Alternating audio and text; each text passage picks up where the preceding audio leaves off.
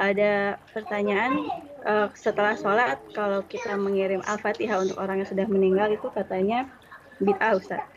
Jadi cara bagaimana yang sesuai sunnah supaya doa itu nyampe untuk orang yang sudah meninggal. Nah, barakallahu fiik.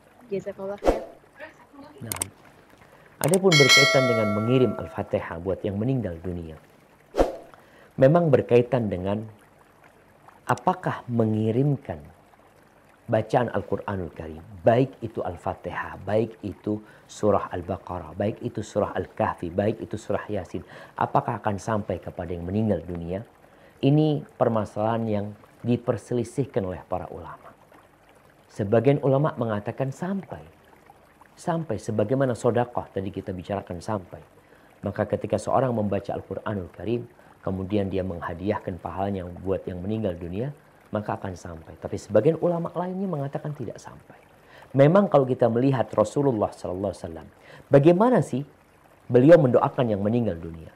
Apakah beliau mengajarkan kepada para sahabatnya untuk mengirimkan Al-Fatihah? Coba dicari hadisnya, dicari bagaimana para sahabat mengamalkannya. Kalau memang ada, ya kita amalkan. Tapi kalau tidak, lebih baik, lebih selamat kita. Lalu memang Nabi SAW tidak menyuruh kita melakukan hal itu. Tapi sekali lagi, sebagian ulama mengkiaskannya sebagaimana sodakoh itu bisa sampai, maka bacaan Quran pun bisa sampai. Tapi kalau kita menilai bagaimana Nabi SAW mendoakan yang meninggal dunia, ya beliau mendoakan aja. Allahumma gfir lahu. Seperti sholat jenazah. Kita lihat nih, bagaimana ritual sholat jenazah. Takbir pertama kita baca Al-Fatihah. Dan Al-Fatihah itu kita tidak kirimkan kepada yang meninggal dunia. Itu kita baca Al-Fatihah. Kemudian takbir kedua kita salawat buat Nabi SAW. Dan itu pun kita tidak kirimkan buat yang meninggal dunia. Kita membacanya untuk kita. Takbir yang ketiga di sini berisikan doa. Setelah Al-Fatihah, setelah salawat kita mendoakan yang meninggal dunia. Bukan mengirimkan Al-Fatihah dan salawatnya. Kita katakan Allahumma gfir lahu, warhamhu, wa'afihi, wa'fu anhu, wa akrim nuzulahu, wa wassi' mudkhalahu, waghsilhu bil ma'i wal thalji wal barad.